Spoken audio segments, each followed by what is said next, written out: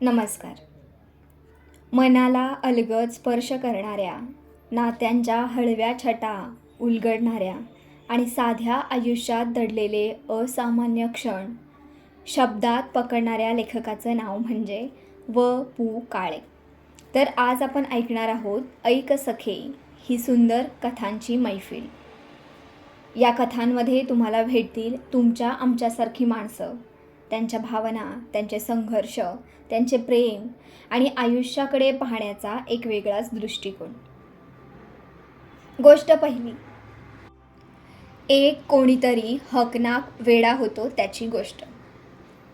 मुंबईच्या त्या जुन्या चाळी, अरुंद गॅलरी, लोखंडी रेलिंग, संध्याकाळी घराघरातून येणारा फोडणीचा वास आणि प्रत्येक घरात चालणाऱ्या वेगवेगळ्या कहाण्या. त्या चाळीत एक मुलगा राहत होता, गोविंदा. साधा, भोळा, थोडासा घाबरट आणि जगाच्या भाषेत सांगायचं तर सरळ.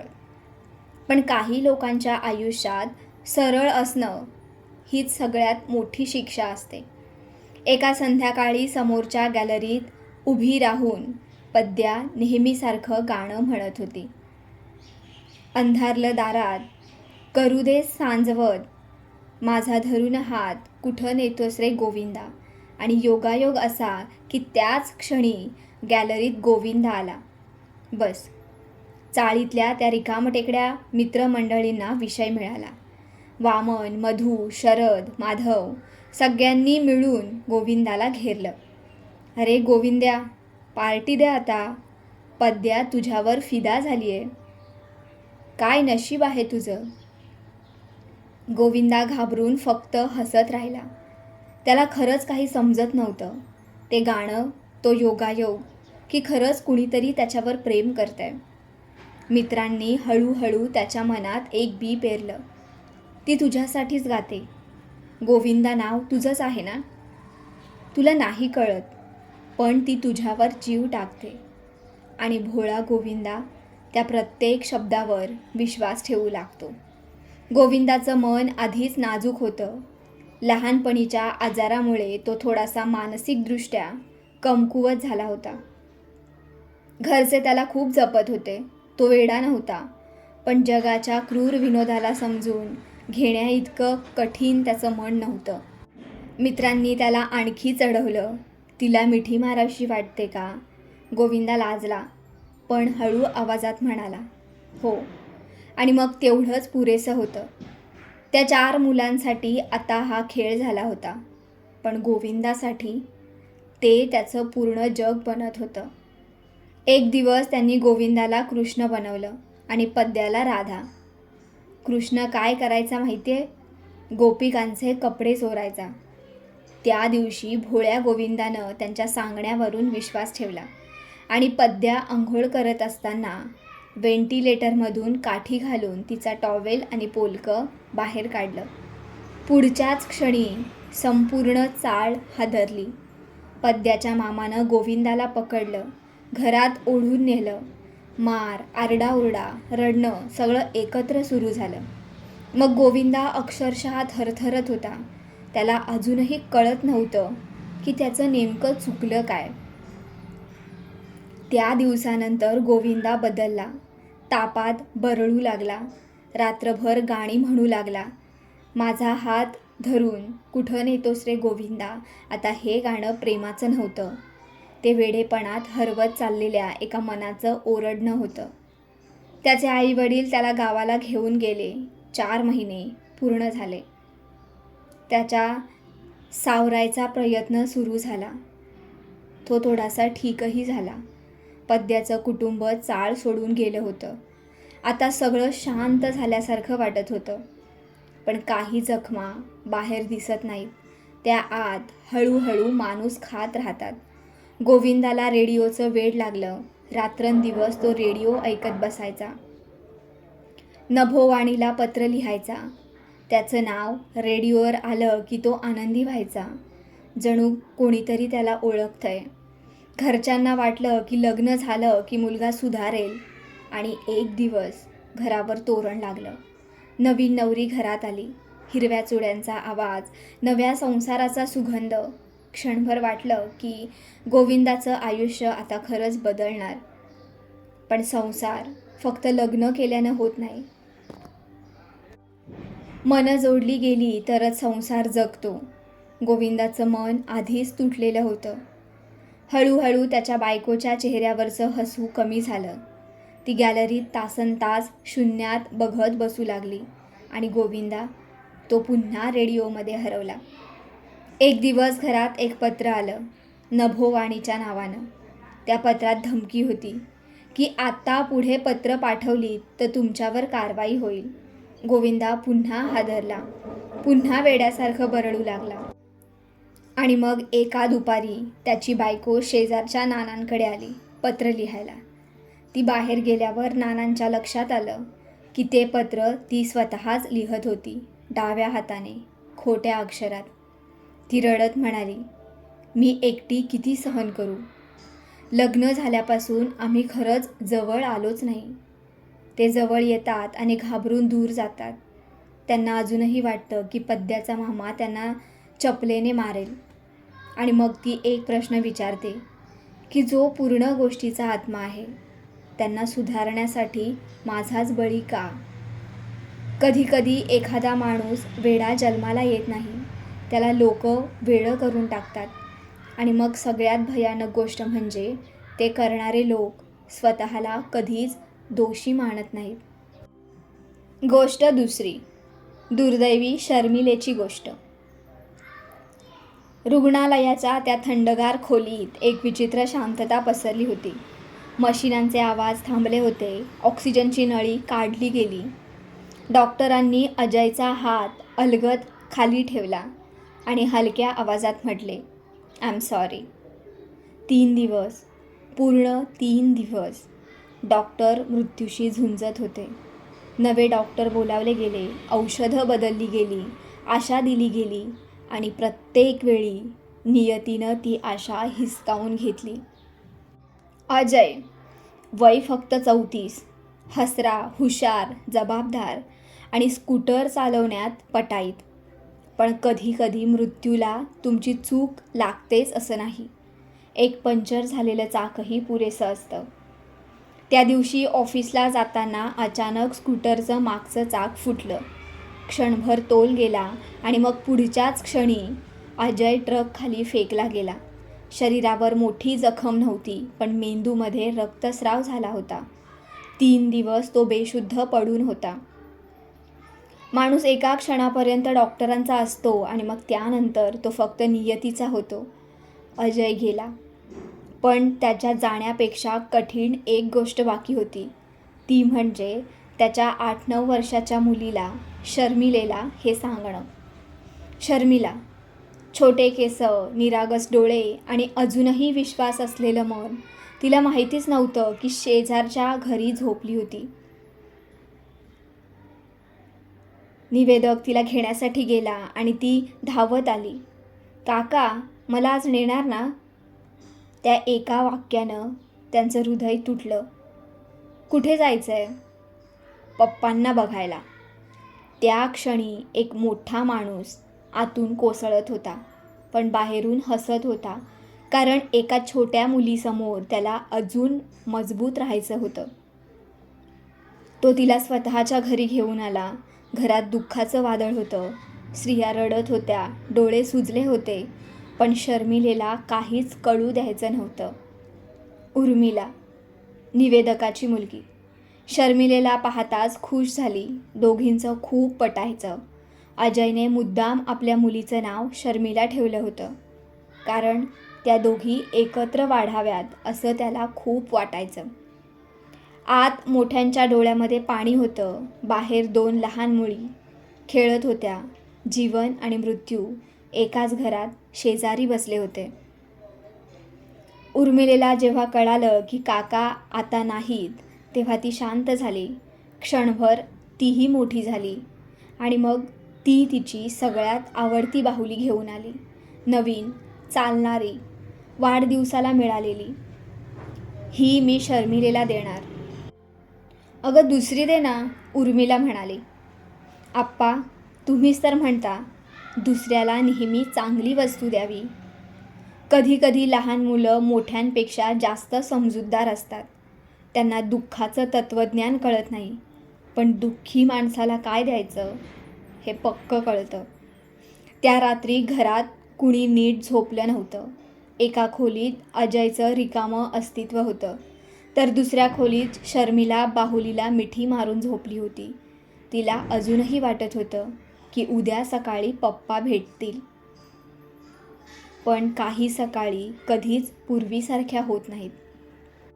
गोष्ट तिसरी, संध्या आणि समीर यांची गोष्ट. प्रेम हे नेहमी मोठ्या आवाजात होत नाही. कधीकधी ते अगदी शांतपणे आपल्या नकळत मनात उतरून बसतं आणि मग एका दिवशी अचानक जाणवतं की आपण त्या माणसाशिवाय विचारच करू शकत नाही. संध्या आणि समीर दोन अगदी वेगवेगळे स्वभाव. संध्या शांत, समजूतदार, भावनांना आत जपून ठेवणारी, आणि समीर मोकळा, बोलका, सगळ्यांना हसवणारा. यांची पहिली भेट काही सिनेमासारखी नव्हती.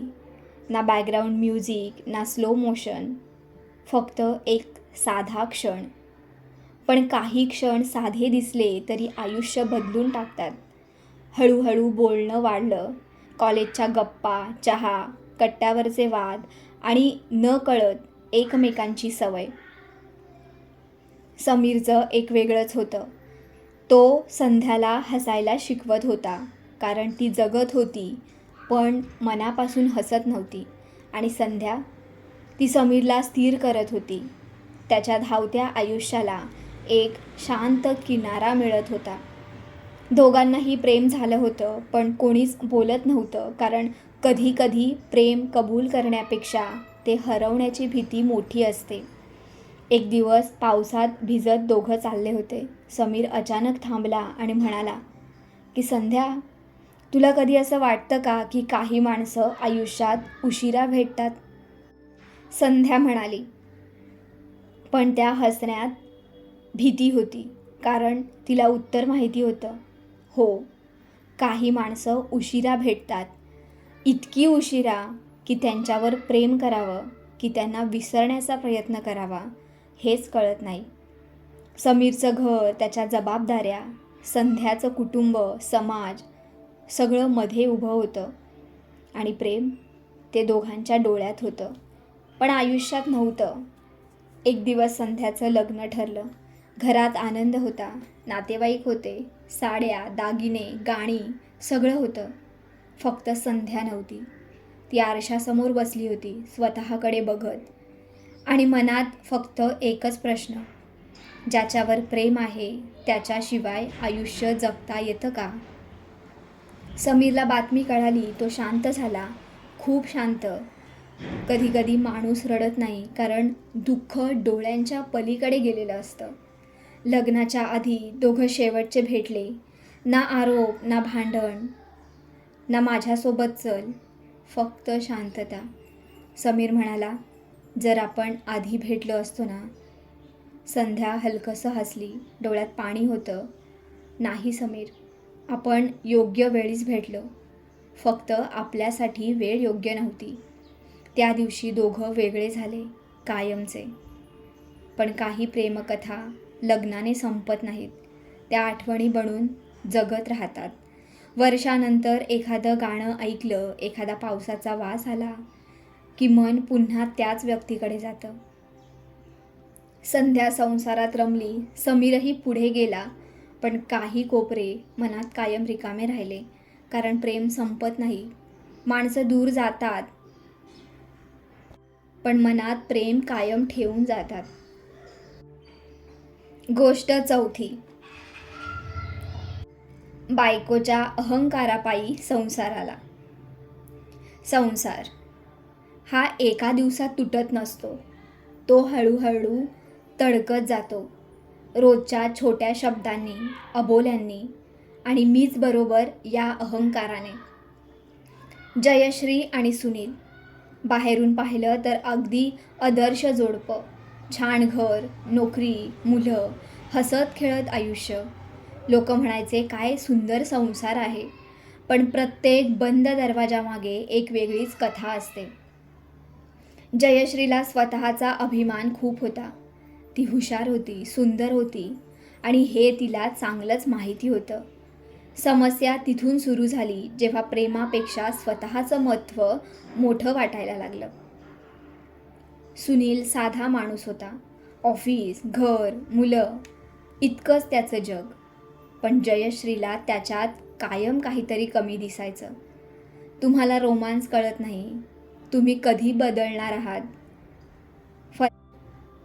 फलाण्यांच्या नवऱ्यांकडून काही शिका. सुरुवातीला सुनील हसायचा, मग समजवायचा, मन शांत राहू लागला. आणि संसारात जेव्हा संवाद मरतो तेव्हा नातं जिवंत दिसतं पण आतून संपलेलं असतं. रात्री मुलं झोपल्यावर घरात सभा बसायची.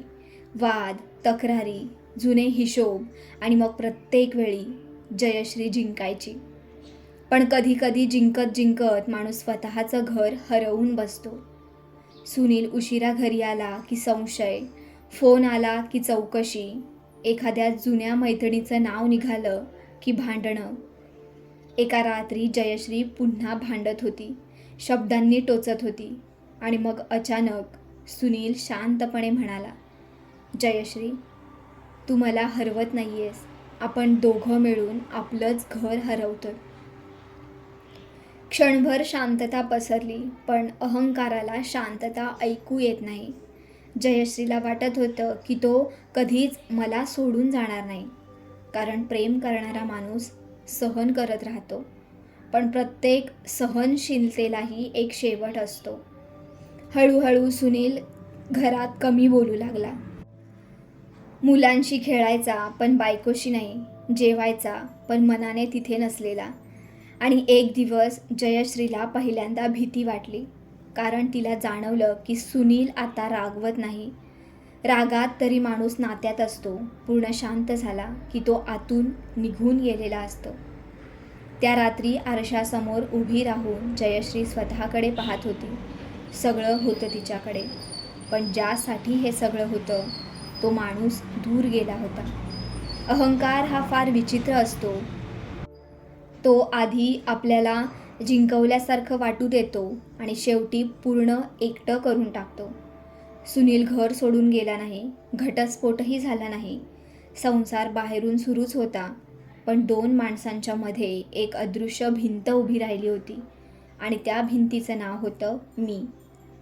काही संसार प्रेम नसल्यामुळे तुटत नाहीत, तर प्रेमामध्ये अहंकार मोठा झाल्यामुळे तुटतात. गोष्ट 5वी. अपंग मुलापायी दुःखी झालेल्या संसाराची गोष्ट. प्रेम हे फक्त सुखात दिसत नाही, तर खरं प्रेम दुःखात ओळखू येतं. जेव्हा आयुष्य तुमच्या हातातून सगळं हिसकावून घेतं आणि मग तरीही तुम्ही त्या माणसाचा हात सोडत नाहीत. श्रीनिवास आणि माया. एक साधा संसार. मोठी स्वप्न नव्हती त्यांची, पण छोट्या छोट्या आनंदांनी भरलेलं घर होतं. लग्नानंतर काही वर्षांनी त्यांच्या घरी मुलगा जन्माला आला. त्या दिवशी घरात जणू उत्सवच भरला होता. नवीन कपडे, पेढे, फोन, अभिनंदन, सगळीकडे आनंद. पण कधी कधी नियती हसत हसत माणसाची परीक्षा घ्यायला सुरुवात करते. सुरुवातीला कोणालाच काही जाणवलं नाही, पण मुलगा मोठा होत गेला तसं डॉक्टरांच्या चेहऱ्यावरचं हसू कमी होत गेलं. थोडा उशिराने बोलेल, थोडा वीक आहे, काळजी करू नका, असं म्हणत म्हणत एक दिवस डॉक्टरांनी शांतपणे सांगितलं की तुमचा मुलगा सामान्य मुलांसारखा वाढणार नाही. त्या एका वाक्यानं दोन माणसांचं पूर्ण आयुष्य बदललं. माया कोसळली. आई म्हणून ती स्वतःलाच दोष देऊ लागली. माझ्याकडून काही चूक झाली का? गर्भात असताना देवाने माझ्याच मुलाला का? आणि मग श्रीनिवास, तो बाहेरून मजबूत राहायचा प्रयत्न करत होता, कारण घरात एक जण तरी उभा राहणं गरजेचं होतं. पण रात्री सगळे झोपल्यावर तो एकटाच गॅलरीत बसून रडायचा. पुरुषांचं दुःख मोठ्यानं दिसत नाहीत. मुलगा वाढत होता, पण त्याचं जग एका छोट्या मर्यादेत अडकलेलं होतं. इतर मुलं धावत होती, खेळत होती, शाळेत जात होती आणि श्रीनिवासचा मुलगा तो फक्त खिडकीतून त्यांना बघत बसायचा. सगळ्यात कठीण काय असतं माहिती आहे? स्वतःचं दुःख नाही तर आपल्या मुलाच्या डोळ्यातला अपूर्णपणा पाहणं. लोक भेटायचे, सहानुभूती दाखवायचे, काही जण दया करायचे, काही जण विचित्र नजरेने पाहायचे आणि त्या प्रत्येक नजरेने आईवडिलांचं मन जखमी होत होतं. हळूहळू त्या दुःखाचा परिणाम त्यांच्या नात्यावरही झाला. माया आतून तुटत गेली. ती श्रीनिवासपासून दूर जाऊ लागली. कारण तिच्या मनात एक भीती घर करून बसली होती. पुन्हा मूल झालं आणि तेही असंच झालं तर? त्या भीतीने तिने नवऱ्याला स्पर्श करू दिला नाही. श्रीनिवास शांत झाला. त्याला तिची भीती समजत होती. पण तोही माणूसच होता. त्यालाही आधार हवा होता. एकाच घरात राहून 2 माणसं एकटी पडत चालली होती. एका रात्री श्रीनिवास मित्रांसमोर पहिल्यांदा तुटला. त्याच्या डोळ्यात पाणी होतं, आवाज थरथरत होता. मुलाचं दुःख एक वेळ सहन होतं, पण हळूहळू माझा संसार संपताना पाहणं हे जास्त कठीण आहे. काही दुःख अशी असतात ज्यांच्यावर इलाज नसतो, फक्त एकमेकांचा हात धरून जगायची असतात. पण सगळे हात शेवटपर्यंत घट्ट राहतात असं नाही. त्या छोट्या मुलाला कदाचित त्याच्या अपंगत्वाची पूर्ण जाणीव नव्हती, पण त्याच्या आईवडिलांच्या डोळ्यातलं दुःख तो रोज पाहत होता. आणि घरात एक शांत प्रश्न कायम फिरत राहिला, देवा, आमच्याकडून नेमकं काय चुकलं होतं? गोष्ट 8वी. संशयापायी संसाराचं वाळवंट करणारी गोष्ट. संसार हा प्रेमावर चालतो असं सगळे म्हणतात, पण खरं सांगायचं तर संसार प्रेमावर नाही तर विश्वासावर टिकतो. एकदा विश्वास ढासळला की घर तसंच राहतं, माणसं तशीच राहतात, पण नातं आतून मरायला लागतं. अनुराधा आणि विजय सुरुवातीला खूप प्रेमात होते. फोनवर तासनतास गप्पा, चिठ्ठ्या, भेटी, भविष्याची स्वप्न सगळं होतं. मग लग्न झालं. पहिले काही महिने जणू सिनेमा, लहान घर, साधा संसार, पण मनात भरपूर प्रेम. अनुराधा विजयवर जीवापाड प्रेम करायची आणि कदाचित तिथेच चूक झाली, कारण अतिप्रेमाच्या सावलीतूनच संशय जन्माला येतो. विजय ऑफिसमधून उशिरा आला की प्रश्न, फोन वाजला की चौकशी, एखाद्या स्त्रीचं नाव निघालं की वातावरण बदलायचं. सुरुवातीला विजय हसायचा, अगं वेडी आहेस तू, म्हणत तिचे गाळ ओढायचा. पण संशय हा कधीच एका प्रश्नावर थांबत नाही, तो वाढतच जातो. अनुराधाच्या मनात एक अदृश्य भीती बसली होती, तो मला सोडून गेला तर? आणि मग त्या भीतीनं ती विजयला घट्ट पकडू लागली, इतकं घट्ट की त्याचा श्वास गुदमरू लागला. रात्री उशिरा घरात भांडणं व्हायची, लहान गोष्टी मोठ्या होत जायच्या. तू खोटं बोलतोयस, तिचा फोन का आला होता, माझ्याकडे बघून बोल. विजय थकून जायचा, ऑफिसचा ताण वेगळा, आणि मग घरी परतल्यावर संशयाचं न्यायालय. एक दिवस तो शांतपणे म्हणाला, अनु, तुला माझ्यावर प्रेम आहे की माझ्यावर लक्ष ठेवायचं आहे? क्षणभर ती गप्प झाली, पण संशयाला उत्तर नको असतो, त्याला फक्त नवीन कारणं हवी असतात. हळूहळू विजय बोलणं कमी करू लागला, कारण तो काहीही बोलला तरी त्याचा अर्थ बदलला जायचा. घरात शांतता वाढली, पण ती सुखाची शांतता नव्हती, ती वादळानंतरची होती. एकेकाळी जिथे हसू होतं तिथे आता फक्त प्रश्न होते.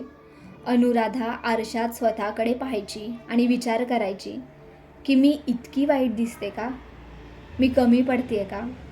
संशयाचं सगळ्यात मोठं दुःख काय माहिती आहे? जो समोरच्याला जितका त्रास देतो त्याहून जास्त स्वतःला जाळत असतो. एक दिवस विजय ऑफिसच्या टूरवर गेला. 3 दिवस. अनुराधा पूर्ण वेडी झाली. फोन, रडणं, चिडचिड, झोप नाही. आणि मग त्या 3 दिवसात तिला पहिल्यांदा जाणवलं की मी त्याच्यावर प्रेम करत नाही आहे, मी त्याला गमावण्याच्या भीतीत जगते आहे. पण तोपर्यंत उशीर झाला होता. विजय परत आला, पण मनाने नाही. संसार सुरूच होता, जेवण, नोकरी, पाहुणे, सण, सगळं. पण प्रेमाचा ओलावा संपला होता. आणि जिथे विश्वास मरतो तिथे संसार हळूहळू वाळवंट बनतो. काही नाती बाहेरून तुटलेली दिसत नाहीत, पण आतून त्यात एकही हिरवं पान उरत नाही. गोष्ट 9वी. एका भित्र्या सशाची गोष्ट. काही माणसं जन्मतःच धाडसी असतात आणि काही त्यांच्या मनात कायम एक अदृश्य भीती राहत असते. भीती लोकांची, अपयशाची, भांडणाची, नकाराची आणि मग कधीकधी स्वतःच्या सावलीची सुद्धा. तो मुलगा अगदी लहानपणापासूनच भित्रा होता. एखादा आवाज झाला की दचकायचा. अंधारात एकटं जायची हिंमत नव्हती. शाळेत शिक्षकांनी प्रश्न विचारला की आवाज थरथरायचा. मित्र त्याला चिडवायचे, अरे हा तर ससा आहे, भित्रा ससा. आणि मग हळूहळू तो स्वतःला तसंच समजू लागला. त्याचं नाव होतं नितीन. घरातही फार वेगळं वातावरण नव्हतं. वडील कडक, त्यांच्या एका नजरेनंच तो गप्प व्हायचा. त्याला चित्रकला आवडायची. रंग, चित्र, स्वप्न या जगात तो खूप आनंदी असायचा. पण वडिलांचं एकच वाक्य की या गोष्टींनी पोट भरत नाही. आणि मग पुन्हा तो गप्प. भीती माणसाला फक्त शांत करत नाही, ती त्याचं स्वतःचं अस्तित्व हळूहळू मिटवत जाते. कॉलेजमध्ये त्याला एक मुलगी आवडली, मधुरा. ती त्याच्याशी छान बोलायची, हसायची, त्याच्या चित्रांचं कौतुक करायची. मित्र म्हणाले, प्रपोज कर रे. पण नितीन, तो फक्त हसायचा, कारण त्याच्या मनात आधीच उत्तर तयार असायचं, किती नकार देईल. आणि कधीकधी भीती इतकी मोठी होते की माणूस प्रयत्नच करत नाहीत. एक दिवस मधुरा स्वतः त्याच्याकडे आली. तू एवढा शांत का असतोस?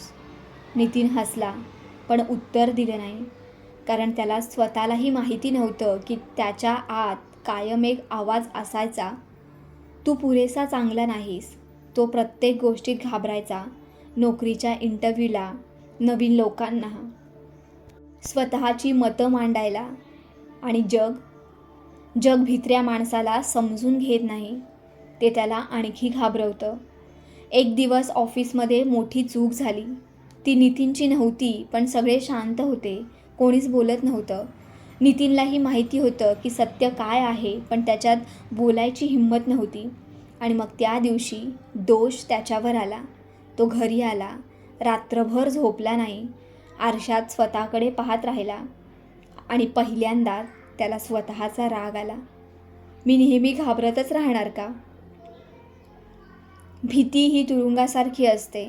फरक एवढाच की त्याचे दरवाजे उघडे असतात, पण बाहेर पडायची हिंमत नसते. दुसऱ्या दिवशी ऑफिसमध्ये सगळे बसले होते. नितीन उठला, हात थरथरत होते, आवाज अडखळत होता. पण तो पहिल्यांदा बोलला की चूक माझी नव्हती. क्षणभर शांतता पसरली आणि मग त्या एका क्षणी एक भित्रा ससा पहिल्यांदा स्वतःसाठी उभा राहिला. कदाचित तो अजूनही पूर्ण धाडसी झाला नव्हता, पण त्याने भीतीच्या पिंजऱ्याला पहिला तडा दिला होता. काही लढाया जगाशी नसतात, त्या स्वतःच्या मनाशी असतात. आणि त्या जिंकण्यासाठी एक छोटंसं धाडसही पुरेसं असतं. गोष्ट 10वी. संशयी नवऱ्यापायी आयुष्याला मुकलेल्या स्त्रीची गोष्ट. काही स्त्रिया घर सोडून सासरी जातात, फक्त नाव बदलत नाही, तर त्या पूर्ण आयुष्य नव्याने सुरू करतात. मग नवीन घर, नवीन माणसं, नवीन स्वप्न आणि मनात एकच अपेक्षा की ज्याच्यासोबत संसार करणार तो माझ्यावर विश्वास ठेवेल. मिनलचं लग्न झालं तेव्हा ती खूप आनंदात होती. हसरी, बोलकी, जगण्यावर प्रेम करणारी. तिचा नवरा अमोल, बाहेरून खूप चांगला दिसणारा, जबाबदार, शांत, कुटुंबवत्सल. सगळ्यांना वाटलं की मिनलचं नशीब छान आहे. पण काही माणसाचा खरा चेहरा लग्नानंतर दिसतो. सुरुवातीला अमोलचं प्रेम खूप जास्त वाटायचं. कुठे चाललीस, कोणाशी बोलत होतीस, फोन कोणाचा होता. मिनलला वाटलं तो तिची काळजी करतोय. पण हळूहळू त्या प्रश्नांमध्ये प्रेम कमी आणि संशय जास्त दिसू लागला. ती हसून शेजाऱ्यांशी बोलली की चेहरा उतरायचा, फोन वाजला की चौकशी, घरात पाहुणे आले तरी त्याची नजर कायम तिच्यावर. एक दिवस मिनल आरशासमोर केस विंचरत होती. अमोल मागून आला आणि अचानक विचारलं, इतकं सचतेस कुणासाठी? त्या एका प्रश्नानं तिच्या मनात पहिल्यांदा भीती निर्माण झाली. ती बदलू लागली. मोठ्यानं हसणं बंद, फोनवर बोलणं बंद, बाहेर जाणं कमी, कारण प्रत्येक गोष्टींचं उत्तर द्यायचा तिला कंटाळा आला होता. संशयी माणूस समोरच्याला कैद करत नाही, तर तो त्याचं संपूर्ण अस्तित्वच लहान करून टाकतो. मिनलच्या आयुष्यात हळूहळू रंग कमी होत गेले. तिच्या चेहऱ्यावरचं हसू हरवलं. डोळ्याखाली काळी वर्तुळं आली. पण बाहेरच्या लोकांना, त्यांना सगळं ठीक दिसत होतं, कारण काही जखमा आवाज करत नाहीत. एक दिवस तिच्या जुन्या कॉलेजमधला फ्रेंड भेटला. रस्त्यात फक्त 2 मिनिटं बोलणं झालं. त्या रात्री घरात वादळ आलं. तो कोण होता? आधीपासून संबंध आहेत का? मला मूर्ख समजतेस का? मिनल रडत होती, समजावत होती, पण संशयाला पुरावे नको असतात, त्याला फक्त आरोप करायचे असतात. हळूहळू ती आतून संपत गेली. एकेकाळी जगण्याची स्वप्न पाहणारी ती मुलगी आता फक्त दिवस ढकलत होती. एका रात्री ती खिडकीतून बसून पाऊस बघत होती. अमोल झोपला होता, घर शांत होतं आणि तिच्या मनात एकच विचार फिरत होता, माझं नेमकं काय चुकलं? ती चुकीची नव्हती, तिचा गुन्हा एवढाच की ती एका संशयी माणसावर प्रेम करून बसली होती. काही लोक हात उचलत नाहीत, पण त्याच्या शब्दांनी, त्याच्या नजरेनं, संशयानं ते समोरच्याचं पूर्ण आयुष्य मारून टाकतात. मिनल जगत होती, पण तिचं आयुष्य तिच्याकडून हिरावलं गेलं होतं. आणि सगळ्यात भयानक गोष्ट की हे सगळं प्रेम या नावाखाली घडत होतं. तर काही गोष्टी संपल्या तरी त्या संपत नाहीत, त्या मनात राहतात. कधी एखाद्या जुन्या गाण्यासारख्या, कधी एखाद्या विसरलेल्या आठवणीसारख्या आणि कधी स्वतःच्याच आयुष्याचा आरसा बनून. व.पु. काळेंच्या या कथा ऐकताना कदाचित तुम्हाला कुठेतरी स्वतःचं घर दिसलं असेल, कुठेतरी आपली माणसं दिसली असतील, किंवा कदाचित स्वतःचंच मन. या कथांमध्ये मोठे नायक नव्हते, मोठे खलनायकही नव्हते. होती ती फक्त साधी माणसं, चुकणारी, रडणारी, प्रेम करणारी आणि आयुष्याशी झुंजणारी. कधी अहंकारानं संसार तुटला, कधी संशयानं प्रेम कोरडं झालं, तर कधी एखादं निरागस मन जगानं वेडं करून टाकलं, तर कधी एखाद्या छोट्या दुःखानं पूर्ण आयुष्य बदलून गेलं. आणि म्हणूनच या कथा फक्त कथा राहत नाहीत, तर त्या आपल्याला माणूस बनवतात. जर या प्रवासात एखादी गोष्ट तुमच्या मनाला स्पर्श करून गेली असेल, जर एखाद्या पात्रामध्ये तुम्हाला स्वतःचं प्रतिबिंब दिसलं असेल, तर हे शब्द त्यांच्या खऱ्या ठिकाणी पोहोचले असं समजा.